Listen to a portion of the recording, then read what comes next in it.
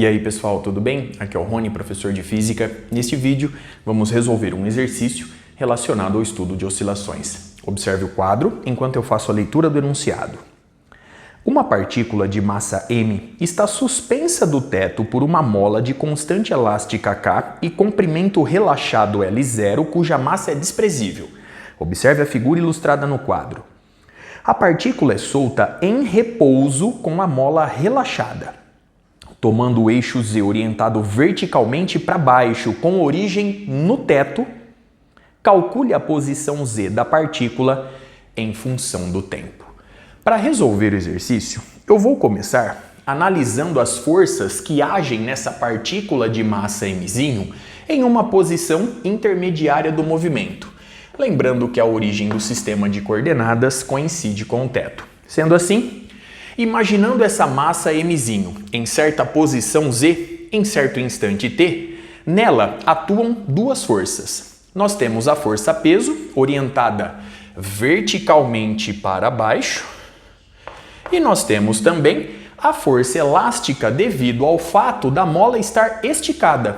Como a força elástica é uma força de restituição, ela vai atuar verticalmente para cima. Sendo assim, a força resultante na partícula de massa mzinho é dada pela força peso, que está orientada a favor do eixo Z, menos a força elástica, que está orientada em oposição ao eixo Z. A força resultante é dada pela massa da partícula vezes a aceleração adquirida. A aceleração é dada pela derivada de segunda ordem da posição Z em relação ao tempo t. E isso é igual a massa vezes a aceleração da gravidade, menos k vezes a deformação sofrida pela mola no instante considerado. Perceba agora na figura o seguinte: a deformação sofrida pela mola é justamente a medida desse comprimento. E esse comprimento é dado pela posição Z menos L0. Portanto, nós temos Z menos L0.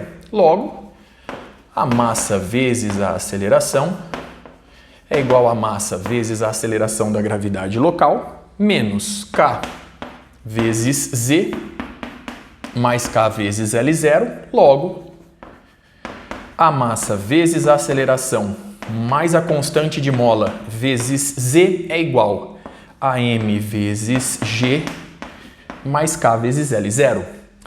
Vou dividir todos os membros dessa igualdade pela massa. Com isso, a gente obtém a seguinte equação diferencial: Z dois pontos mais ômega ao quadrado Z é igual a g mais k L0 dividido pela massa, em que ômega ao quadrado é a constante de mola K sobre a massa mzinho. Observe no quadro, portanto, a equação diferencial obtida. A partir de agora, nós vamos em busca da solução geral da equação diferencial em questão. Antes disso, é fácil você observar que, a partir da equação em questão, a partícula descreve na direção do eixo Z um movimento harmônico simples.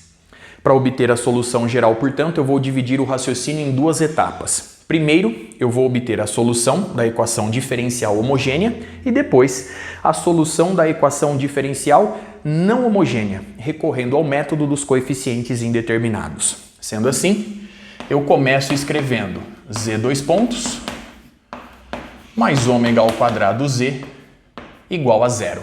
A solução dessa equação diferencial a gente já conhece. Z em função do tempo t é igual a A vezes o cosseno de ômega t mais φ. Vou chamar essa solução de Z1 em função do tempo.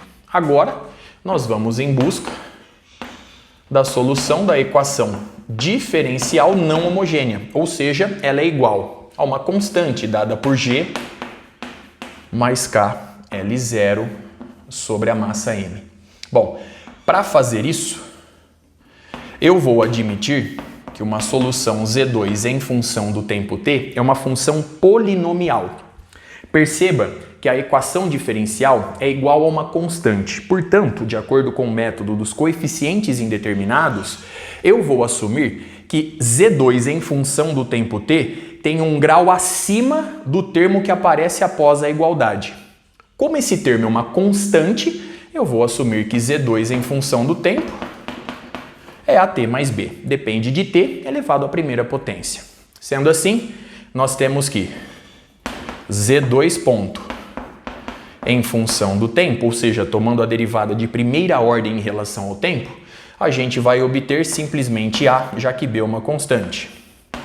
E, portanto, Z2 em função do tempo t é igual a zero. Eu vou levar esses três resultados na equação diferencial. Perceba o seguinte, Z2 pontos é igual a zero. Então, zero mais. Agora, ômega ao quadrado multiplicando Z2. Então, eu vou fazer a distributiva. Então, mais A ômega ao quadrado t mais B ômega ao quadrado. E isso é igual a G mais K L0 sobre a massa M.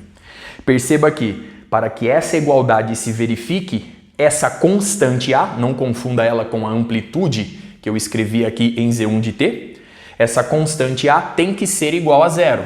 Portanto, A é igual a zero e, portanto, se A é igual a zero, eu concluo que B é igual a G sobre ômega ao quadrado mais KL0 sobre M ômega ao quadrado. E, portanto, Z2 em função do tempo t é igual a zero mais B.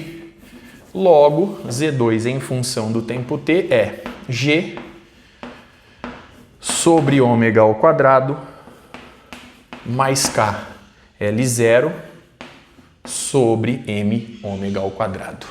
Muito bem, não se esqueça que ômega ao quadrado é igual a K sobre M.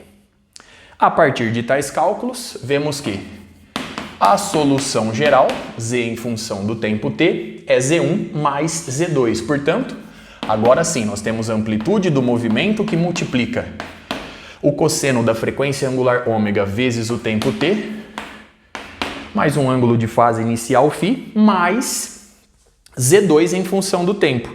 Agora, note o seguinte, ômega ao quadrado é K sobre M. Portanto, eu tenho G dividido por K sobre M. Logo, aparece aqui mg sobre K. Mas, note ainda que M vezes ômega ao quadrado é igual a K.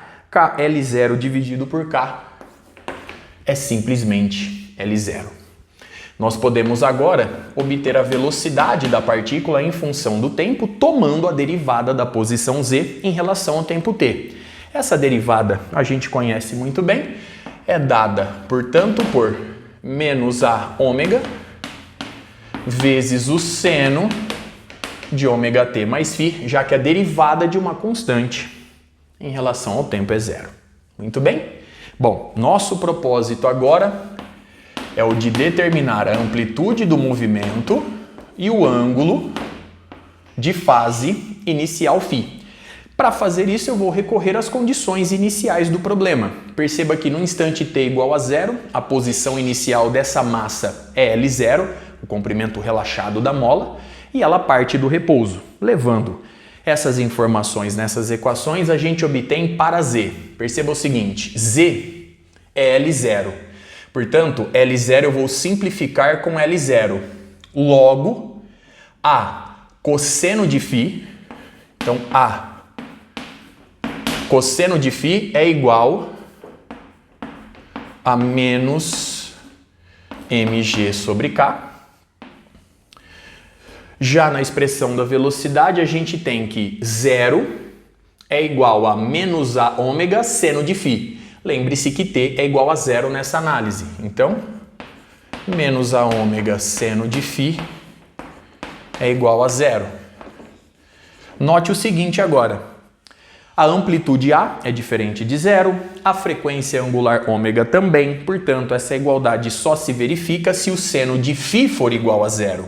Se o seno de φ é igual a zero, eu concluo que φ é igual a 0 grau. Levando este resultado na igualdade acima, vemos que A vezes 1, o cosseno de 0 grau é 1, é igual a menos mg sobre k. Portanto, a amplitude é menos mg sobre k.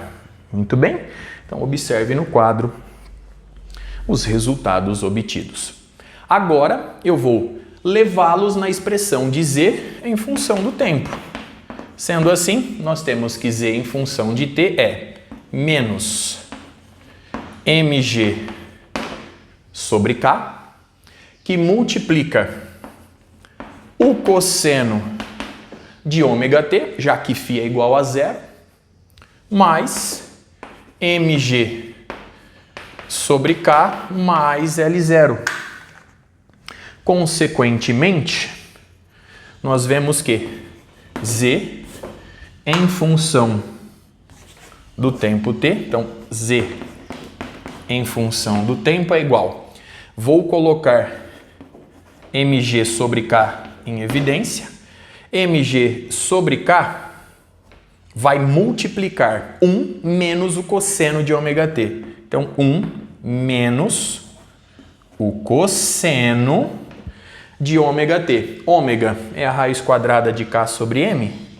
Então, nós temos a raiz quadrada de k sobre m vezes t. Então, observe a expressão. Tudo isso somado com L0. Observe no quadro, portanto, a expressão obtida. Nós podemos ainda determinar como a velocidade varia com o tempo. Levando os resultados na expressão de v, a gente obtém v em função do tempo, menos a ômega, seno de ômega-t mais φ. Então, menos a. Então, nós temos mg sobre k positivo, mg sobre k positivo, vezes ômega, ou seja, vezes a raiz quadrada de k sobre m, aqui eu vou deixar simplesmente ômega, vezes o seno de ômega-t. φ é igual a 0. Você pode também comprovar este resultado tomando a derivada da posição z em relação ao tempo t. Vamos agora verificar se essas expressões, se essas equações são condizentes com as condições iniciais.